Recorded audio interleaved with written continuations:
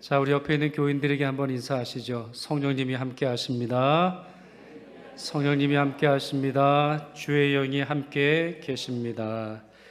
그러니 걱정과 근심 다 내려놓고 주님께 주시는 은혜의 역사를 경험하는 여러분 되기를 축원합니다.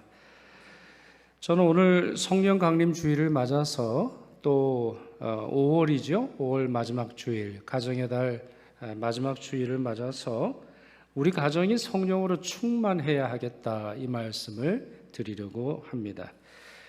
그 가장 큰 이유는 왜 우리 가정이 성령으로 충만해야 하느냐?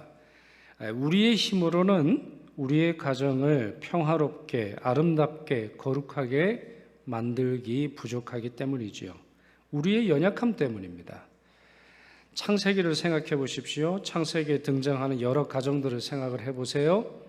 아담의 가정에서 요셉 가족에 이르기까지 하나님의 언약, 부모의 축복, 사랑받고 구원받는 자녀 등등 좋은 이야기만 있는 것이 아닙니다. 유혹이 있었죠. 배신이 있었어요. 책임전과 살인이 벌어집니다. 편애합니다. 거짓말하고 사기치고 복수하고 정오심을 품는, 또 따돌리고 인신매매까지 하는 그런 일들이 하나님을 섬기는 가정에도 등장합니다. 그러나 여러분이 창세기의 결론, 또 창세기의 과정을 잘 아시겠습니다만, 그럼에도 불구하고 이런 연약한 모습, 이러한 범죄, 이러한 부족한 모습이 있음에도 불구하고 아브라함과 아브라함의 가문이 망하지를 않았어요. 그 이유가 무엇이겠습니까? 바로 하나님이 이 가정에 개입하셔서 악하고 깨지고 무너지고 부서진 것들을 화해와 용서와 사랑과 선함과 위로와 평강으로 바꾸어 주셨기 때문입니다. 그렇습니다. 하나님께서 하신 것이에요. 그 사실을 창세기 50장 20절에서 확인할 수 있는데, 저는 이 구절이 우리 창세기의 핵심 구절, 창세기에서 가장 중요한 구절 중에 하나라고 생각을 합니다. 요셉이 형들에게 이렇게 말했지요. 당신들은 나를 해하려 하였으나 하나님은 그것을 선으로 바꾸사 오늘과 같이 많은 백성의 생명을 구원하게 하시려 하셨나니, 그랬습니다. 아담과 하와가 하나님으로부터 선하게 창조되었고 또 그 가정이 복되기 시작을 하였으나 그들의 잘못으로 말미암아 그 가정이 깨져 나가기 시작했지요. 그러나 하나님은 그 모든 것들을 선으로 바꾸사 하나님의 축복이 다시 회복되도록 하셨습니다. 우발적인 실수이든 아니면 의도적인 범죄이든 내부적인 문제이든 환경적인 요인이든 어떤 위험으로부터 가정을 지켜내며 행복한 가정으로 변화되는 일은 하나님이 도와주셔야 가능한 것입니다. 그렇게 저는 스가랴 말씀이, 스가랴 선지자를 통해서 주신 이 말씀이 진리라고 생각합니다. 스가랴서 4장 6절 같이 읽습니다. 이는 힘으로 되지 아니하며 능력으로 되지 아니하고 오직 나의 영으로 되느니라. 우리가 힘써 수고합니다만 여러 부족함을 늘 느끼게 되지요. 그럴 때 우리에게 필요한 분은 누구십니까? 하나님의 영으로 불려지시는 성령 하나님이신 것입니다. 바울은 에베소서 5장에서 6장에 이르기까지 가정윤리를 상세히 설명합니다. 아내는 남편에게 복종해야 하죠. 5장 22절. 또 남편을 존경해야 합니다. 33절이지요. 남편도 아내를 사랑해야 하는데요, 그리스도께서 교회를 사랑하시고 자신을 주심같이 사랑해야 합니다. 5장 28절에 나와 있죠. 자녀는 어떻게 해야 하죠? 자녀는 부모에게 순종하고 공경해야 합니다. 6장 1절에서 2절. 그리고 부모는 어떻게 해야 하죠? 자녀를 노엽게 하지 말아야 돼요. 자녀를 지나치게 흥분시키지 말아야 돼요. 또 오직 주의 교훈과 훈계로 양육하라, 이렇게 명령하고 있죠. 그것이 에베소서 6장 4절의 말씀입니다. 그런데요, 바울은 이와 같이 가족들의 의무, 가족으로서의 책임, 한 가정을 지키기 위해서 부모가 해야 할 일, 자녀가 해야 할 일 등등 이러한 윤리를 설명하기에 앞서서 성령 충만함을 받으라 이렇게 명령을 했습니다. 바로 그것이 오늘 본문이죠. 에베소서 5장 18절 술 취하지 말라 이는 방탕한 것이니 오직 성령으로 충만함을 받으라 그랬습니다. 그러니까 성령 충만이 가정 윤리에 앞선다는 겁니다. 달리 말해볼까요? 성령으로 충만해야 가정의 윤리를 제대로 지킬 수 있다는 거예요. 부모로서 자녀에게 해야 하는 책임, 자녀로서 부모에게 해야 하는 책임을 감당하기 위해서 성령의 충만함을 받아야 된다는 것입니다. 그런데 여러분, 이 본문은 우리가 또 다른 측면에서 좀 생각해 볼 내용이 있지요. 여러분이 말씀 보시면 다시 슬라이드 보여주시면 에베소서 5장 18절 술 취하지 말라 이는 방탕한 것이니 오직 성령으로 충만함을 받으라 그랬어요. 그런데 왜 성령 충만함을 받으라 앞에 술 취하지 말라 이 얘기가 나올까요? 그 이유가 무엇일까요? 왜 술 취하는 것과 성령을 받아라, 성령을 충만함을 받아라 이렇게 설명하는 내용이 나올까요? 어떤 분들은 이렇게 해석을 해요. 그리고 많은 분들이 그것이 옳다고 생각을 하는데, 자, 성령 충만의 현상이 이렇다. 달리 말해서 성령으로 충만해지면, 성령 충만함을 받으면 마치 일종의 만취 상태에 이른 것처럼 그런 일들이 나타나기 때문이다. 그렇게 설명을 한다라는 거예요. 그러나 본문을 상세하게 읽어보고 다른 본문들 역시 찾아봐도 본문이 그렇게 말하는 걸로 보이진 않아요. 바울의 의도는 세 가지로 보입니다. 첫째, 술 취해서 가정을 망가뜨리는 일이 너무나 많다는 거예요. 이 술 때문에 문제예요. 그것이 아버지가 술을 마시든 어머니가 술을 마시든 아니면 자녀가 술을 마시든 이 술 때문에 가정이 망가진다는 것이죠. 둘째로 방탕한 삶이 바로 술 때문이라고 하는 것. 방탕과 술 취함을 서로 연결하고 있기 때문으로 보여집니다. 사실 이것이 가장 중요한데 그래서 본문에서는 술 취하다라고 하는 말이 방탕과 연결이 되어 있습니다. 다시 본문을 보세요. 술 취하지 말라. 이는 뭐예요? 방탕한 것이니. 술에 취해서 하는 여러 문제가 되는 게 아니고, 예를 들어서 뭐 술에 취했어요? 그래서 뭐 애들을 때립니까? 아니면 뭐 아내를 때리나요? 술 취해가지고 밥상을 막 엎어요? 옛날에는 밥상이 작아가지고 아버지들이 막 이렇게 막 들어 올리고 그랬는데 요즘엔 식탁이 하도 무거워가지고 아버지들이 힘이 없어가지고 이걸 들 수가 없어요. 잘하신 것 같아. 왜 식탁이 그렇게 무거워지나 생각을 해보면 아버지들이 흥분을 해도 이거 막 들 수가 없어요. 여러분 그 얘기예요? 아니에요. 본문은 술 취하는 것 자체가 방탕한 거예요. 술 취한 것 자체가 문제가 된다는 겁니다. 이것은 로마서 13장 13절에서 마찬가지인데요. 낮에와 같이 단정히 행하고 방탕하거나 술 취하지 말며 그랬어요. 따라오죠, 여러분? 에베소서 5장 18절에서는 술 취하지 말라 이는 방탕한 것이니 술 취함과 방탕함을 서로 연결시키고 있는데 로마서 13장 13절에서는 방탕하거나 술 취하지 말아라 이런 말을 해요. 이것이로 말미암아 음란, 호색, 다툼, 시기가 일어난다 이렇게 썼습니다. 그렇습니다. 이 술 취하는 것은 방탕함일 뿐만 아니라 술 취함과 방탕함이 연결이 되면 그 가정은 무너지는 거예요. 술도 문제고 방탕함도 문제지만 술에 취하여 방탕함이 짝을 이루게 되면은 다른 죄악들이 그 마음과 그 가정에 가득하게 된다는 거예요. 셋째로 이 술 취함은 성령께서 가증히 여기시는 것이기 때문이에요. 도저히 술에 취하고서는 술 취하는 그러한 일들, 술 취하여 방탕하게 될 때는 성령이 떠나시기 때문이에요. 이에 반해서 성령에 충만한 사람들은 어떻게 될까요? 그에 대한 대답이 그 다음 절에 나와 있습니다. 19절에서 21절까지 잘 나와 있는데요.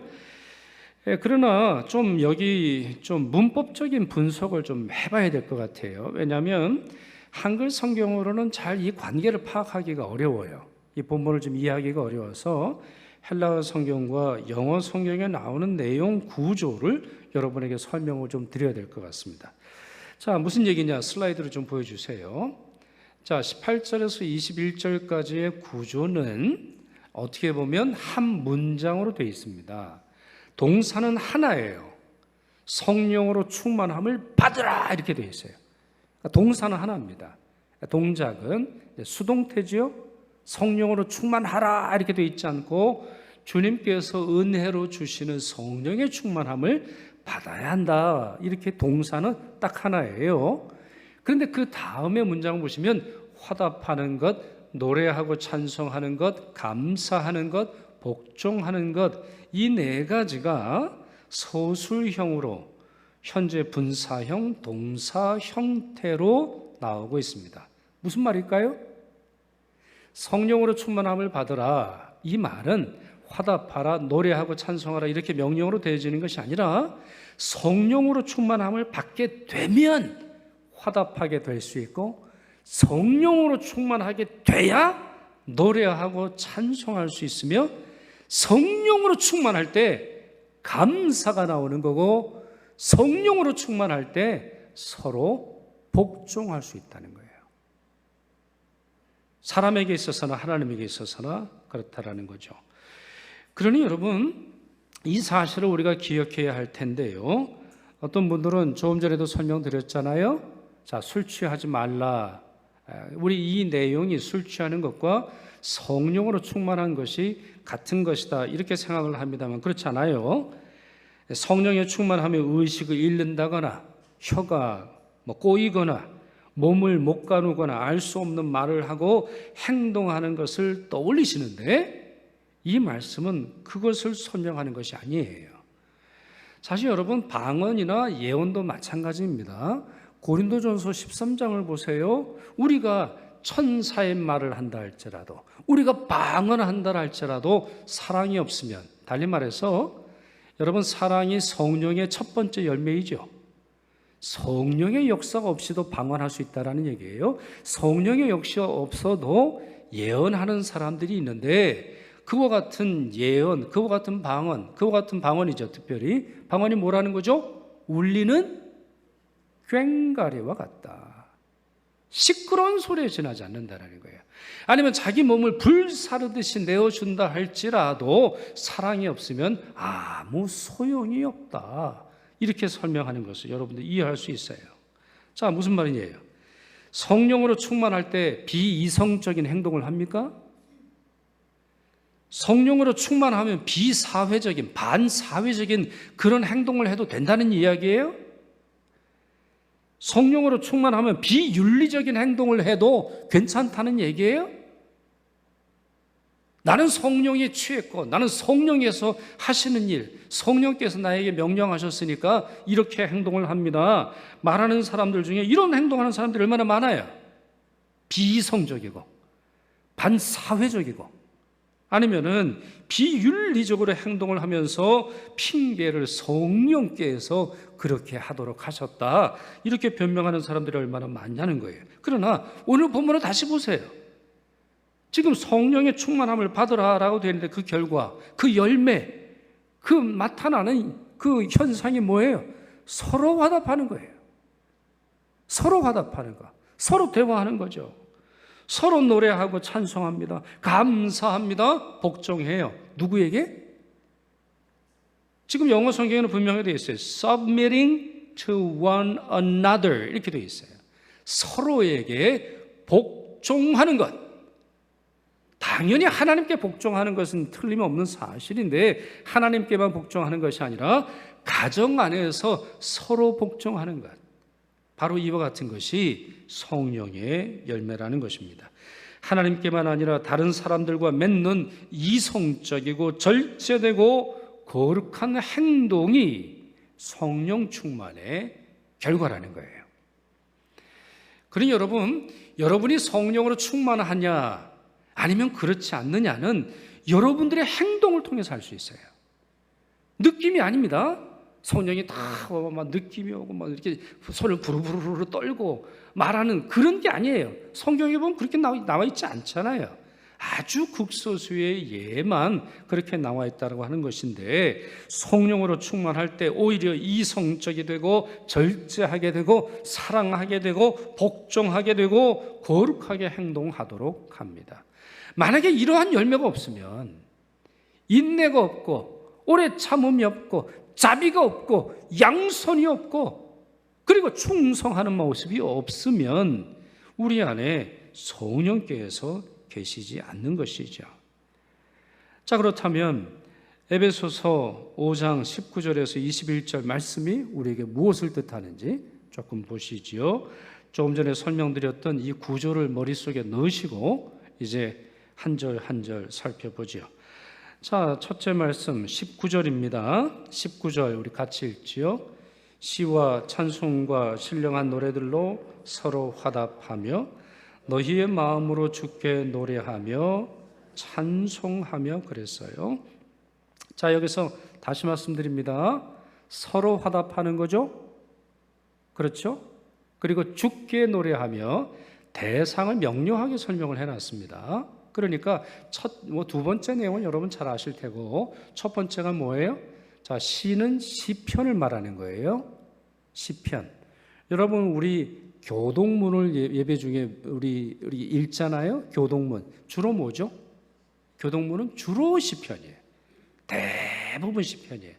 예전에는 오직 시편만 교동문으로 썼을 정도로, 그리고 루터나 켈빈도 끊임없이 시편으로 기도해라 이렇게 말할 정도로 시편은 너무너무나 중요한 책이에요. 그런데 지금 이 말씀에서는 시와 찬송과 신령한 노래를 혼자서 불러라 이렇게 되어 있지 않고 서로 화답해라, 서로 조화롭게 불러라.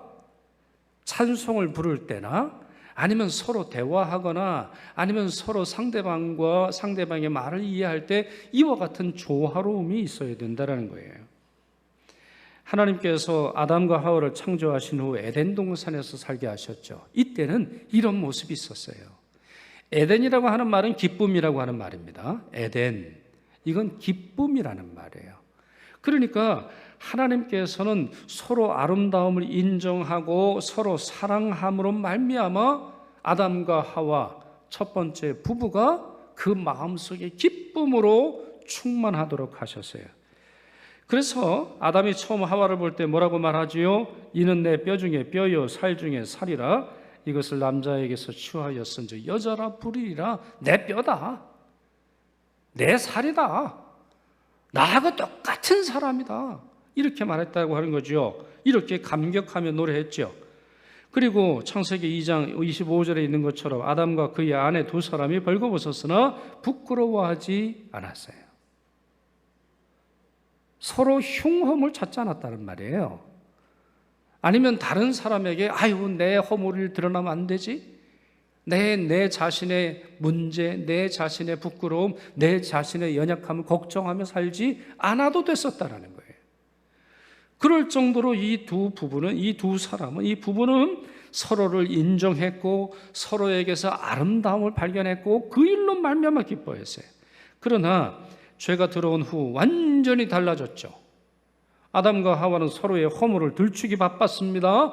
하나님을 피해 숨는 지경에 이르렀고 급기야 이 에덴에서 추방당하며 힘든 노동과 해산의 수고를 겪어야 했습니다. 기쁨이 사라졌어요. 서로 화답하는 것이 없어졌어요. 서로가 서로를 부르면서 노래하고 서로가 서로를 보면서 하나님 저 사람을 제게 준 걸 감사합니다. 이러한 감격과 감탄이 없어졌다는 거예요. 서로 원망만 하게 돼요. 이런 처참한 상황을 바꾸어 에덴에서 누렸던 화답과 기쁨과 사랑과 찬양과 예배를 경험하려면 그들에게 무엇이 필요했겠습니까? 바로 성령의 충만함이 필요한 거예요. 다시 에덴으로 갈 수는 없어요. 아담과 하와가 다시 에덴으로 갈 수는 없어요. 그러나 자기가 살고 있는 땅에서 성령으로 충만하게 될 때는 마치 에덴 동산에서 누리는 것처럼 기쁨과 감격을 회복할 수 있게 된다는 것이죠. 둘째로 20절입니다. 20절 말씀이 이렇게 되어 있죠. 제가 읽겠습니다. 범사에, 자, 범사라는 말은 뭐죠? 모든 일에 우리 주 예수 그리스도의 이름으로 항상이라고 하는 말은 뭐예요? 언제나 아버지 하나님께 감사하며 이렇게 설명하고 있습니다. 성령이라고 하는 이 단어 자체가 우리 히브리어나 헬라어나 마찬가지인데요, 바람과 연결이 되어 있습니다. 바람. 성령으로부터 멀어지게 될 때 우리는 바람 빠진 풍선처럼 쪼그라듭니다. 바람을 받지 못한 돛담배처럼 되어서 물살에 떠내려 가게 됩니다. 아니면 바람을 타지 못하고 바닥으로 곤두박질 치는 연처럼 됩니다. 그래서 성령이 떠났을 때, 아니면 성령의 사람이 아닐 때, 성령 없이 어떠한 상황에 부딪힐 때 우리 입에서 나오는 첫 번째 반응이 원망입니다. 원망이에요. 성령님과 함께 하지 못하는 그 삶에는 불만이 가득 차도록 되어 있어요. 그러면 성령이 함께 하실 때 우리에게서 나타나는 현상이 뭐예요? 감사라고 하는 거예요. 감사라고 하는 거예요. 성령으로 충만하면 달라집니다. 우리 주 예수 그리스도의 이름의 능력을 체험하게 되어서 범사에, 그리고 항상 하나님께 감사하게 됩니다. 여러분, 다니엘 사람들의 음모 속에서도 기도를 쉬지 않았다는 사실 아시죠? 자, 기도 하나 보자마 이렇게 다른 사람들이 지켜보고 있는 중에도 다니엘은 기도를 쉬지 않았어요.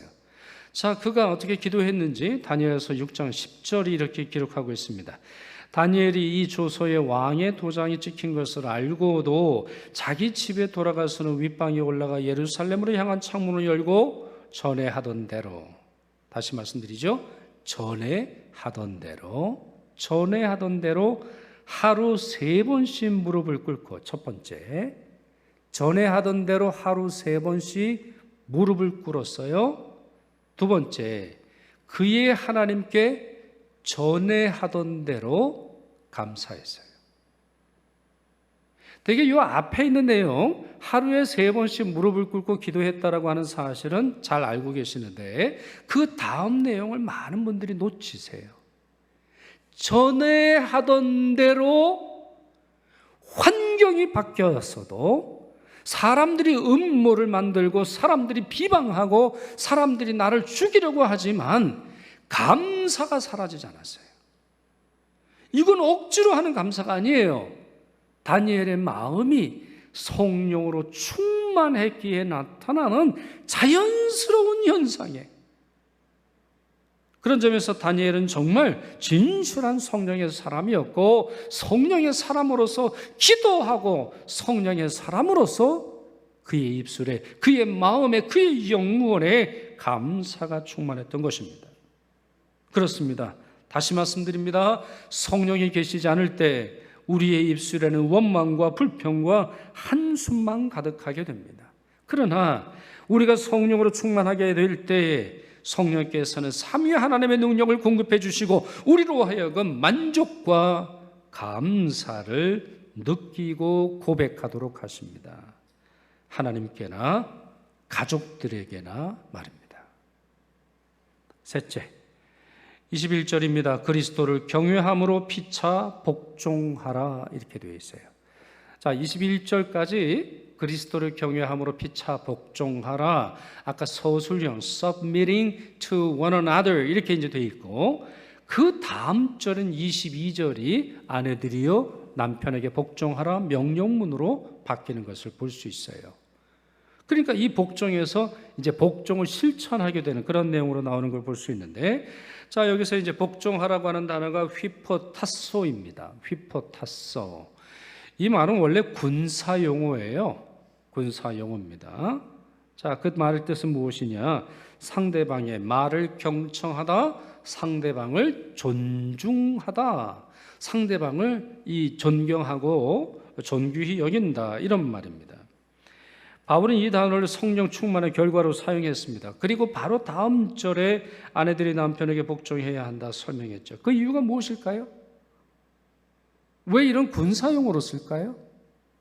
그냥 순종해라, 자발적으로 순종해라, 이런 말하면 참 좋을 텐데 왜 억지로 하는 것처럼 느껴질 정도로 복종하라 설명하고 있습니까? 그 이유는 군대 조직과 교회라고 하는, 아니면 군대와 가정이라고 하는 것의 기초가 복종이기 때문입니다. 여러분, 복종으로 군대가 유지가 되죠? 여러분, 그렇지 않아요? 어느 군대가 복종이 없습니까? 어느 군대가 돌격 이러는데, 상관님 잠깐만요, 우리가 민주주의 사회인데 투표를 좀 해봅시다. 지금 공격할 상황인지 아닌지 우리 투표하고 갑시다. 이런 군대 보신 적 있어요? 이거 없어요, 여러분. 군대라고 하는 것은 상명하복의 조직 속에서 있는 것이고, 나라를 위해서, 자유를 위해서 우리 자신을 헌신할 준비가 늘 되어 있을 때 가능한 거예요. 만약에 이 복종이 없으면 그 군대는 도저히 성립할 수 없는 것이죠. 그런 것처럼 가족들도 서로 존중하고, 여러분 아까 말씀드렸죠? 여기서의 아까 그 복종은 21절의 복종은 서로 복종하는 겁니다. 22절을 먼저 떠올리시면 안 돼요. 아내가 남편을 복종해야지, 그러니까 남편은 명령만 하고 아내는 복종만 해라, 이건 아니에요. 서로 복종하는 것이 먼저 나온다는 걸 유념하세요. 그러니 가정도 마찬가지라는 거죠. 서로 복종하라는 겁니다. 서로 남의 말 들어주라는 거예요. 서로 남의 말을 들어주고 남의 말을 존중하라는 거예요. 아내도 그렇게 하고 남편도 그렇게 하고 부모도 그렇게 하고 자녀들은 당연히 너무나 그게 당연한 거죠. 여러분, 그렇게 함으로 말미암아 어떤 일이 이루어집니까? 하나님의 뜻을 순종할 수 있게 됩니다. 왜 복종이 중요하냐? 왜 사람에게 복종하기 중요하냐? 우리가 볼 때는 전혀 아닌 것 같음에도 불구하고 왜 질서와 제도를 유지함으로 말미암아 그 말에 복종해야 할까요? 바로 그 복종을 통해서 성령께서 역사하시기 때문입니다. 여러분, 로마서 8장 4절 보시면 바울이 이렇게 역설을 했어요. 육신을 따르지 않고 그 영을 따라 행하는 우리에게 무엇이 이루어집니까? 율법의 요구가 이루어지게 하려 하심이니라 그랬어요. 쉽게 말하면 뭐죠? 성령의 사람이 하나님의 말씀이 우리에게 주시는 그 명령에 순종할 수 있다라는 거예요. 그리고 26절에서 이렇게 말합니다. 이와 같이 성령도 우리의 연약함을 도우시나니, 우리의 연약함이 뭐예요? 순종하지 못하는 연약함, 하나님의 말씀대로 살지 못하는 연약함 아니겠어요? 단순히 우리의 체력을 얘기하겠습니까? 아니면 우리의 재력을 얘기하겠어요? 그거 아니거든요. 하나님의 말씀대로 살지 못하는 우리의 연약함을 누가 도와주세요? 성령이 도와주세요. 우리는 마땅히 기도할 바를 알지 못하나 오직 성령이 말할 수 없는 탄식으로 우리를 위하여 친히 간구하시니라, 이렇게 설명을 했습니다. 그렇습니다. 성령이 우리를 대신해서 기도하시고 성령이 우리가 율법의 요구에 복종하도록 도와주십니다. 그리고 그와 같은 일이 무엇을 통해서 나타납니까? 서로에게 복종하고 서로를 존중하고 서로를 높여줄 때 이와 같은 성령의 역사가 나타난다는 것이죠. 예루살렘 초대교회에 성령이 강림하신 이후 사도 베드로도 이것을 인용했는데요. 이 말씀을 인용했는데요. 여러분, 요엘 선지자 예언을 잘 아시지요? 요엘서 2장 28절 우리 같이 한 목소리로 읽겠습니다. 그 후에 내가 내 영을 만민에게 부어주리니 너희 자녀들이 장래일을 말할 것이며 너희 늙은이는 꿈을 꾸며 너희 젊은이는 이상을 볼 것이며 그랬습니다. 자, 여기서 여러분, 하나님께서 마지막 때가 되면 하나님의 영 성령을 만민에게 부어주신다고 했는데 어떻게 설명하고 있죠? 자녀들이, 늙은이는, 젊은이는, 이렇게 설명을 하고 있습니다. 여러분, 이 말씀을 오늘 설교 주제와 연관시켜 생각을 해보세요. 성령 충만은 할아버지, 할머니만 받는다는 이야기예요? 아니라는 거예요. 아니면 성령 충만은 젊은이들만 받는다는 이야기입니까? 그것도 아니라는 거예요. 모든 가족들이 성령으로 충만해지기를 하나님이 원하신다? 이 말씀 아닙니까? 하나님이 원하실 뿐만 아니라 이 예언이 이루어지도록 성령으로 충만케 하시겠다 약속하는 말씀이 바로 이 말씀인 것입니다. 그렇습니다. 성령 충만하라는 말씀은 하나님의 명령이기 이전에 그 가정을 복되게 하려 하시는 하나님의 계획이자 약속이기도 하는 것을 우리가 믿어야 하겠습니다. 자, 이제 말씀을 맺죠. 사랑하는 성도 여러분, 여러분 가정이 성령으로 충만하여지기를 소망합니다. 또한 성령의 역사인 기쁨과 대화와 감사와 피차 복종의 삶이 여러분 삶에 충만하기를 바랍니다. 그러려면 여러분들이 하실 일이 있습니다. 성령 하나님께서 기뻐하시는 경건과 삶의 모습이 있어야 하는 것이죠. 그것이 무엇이겠어요? 아주 기초적이죠. 계속해서 반복해서 말씀드립니다. 말씀과 기도와 예배와 경건 생활이에요. 술 취하지 말며 방탕하지 말며 성령으로 하여금 떠나시도록 하는 행동을 중단하고 우리가 성령 안에 머무를 수 있는 행동을 하셔야 성령이 여러분 안에 충만해지는 거예요. 어설프게 행동하지 마세요. 사람들에게 있어서는 적당히 선물하고 적당히 좋은 말하고 적당히 구슬려서 뭔가 얻어낼 수 있겠지만 성령으로 충만하기 위해서는 성령께서 기뻐하시는 삶을 살아야 되는 거예요. 여러분, 그물이 물을 충만히 채우기 위해서 해야 할 일이 뭐죠? 여러분, 그물 참 엉성해요. 얼마나 많은 것들이 빠져나갑니까? 그 안에 물을 충만히 채우는 방식이 무엇이죠? 그물을 물 안에 담가두는 겁니다. 그물을 물 안에 담가두는 거예요. 그물을 물에 담가둘 때 그곳에 있는 많은 물고기를 낳게 되는 거죠. 사실 우리는 아무리 노력한다 할지라도 성령님을 우리의 힘으로 만족시킬 수 없어요. 성령님의 거룩함, 성령님의 창조의 역사, 성령님의 그 명령을 우리가 다 지킬 수 없죠. 그러니 우리의 어설픈 행동하기보다 최선을 다해 그분 안에 머무를 수 있기를, 최선을 다해 우리의 삶에 그분이 충만하시기를 은혜를 간구해야 합니다. 항상 말씀과 기도와 예배와 경건 생활에 충실하시고 성령의 충만함을 받으시는 여러분 되시기를 축원합니다. 기도하겠습니다.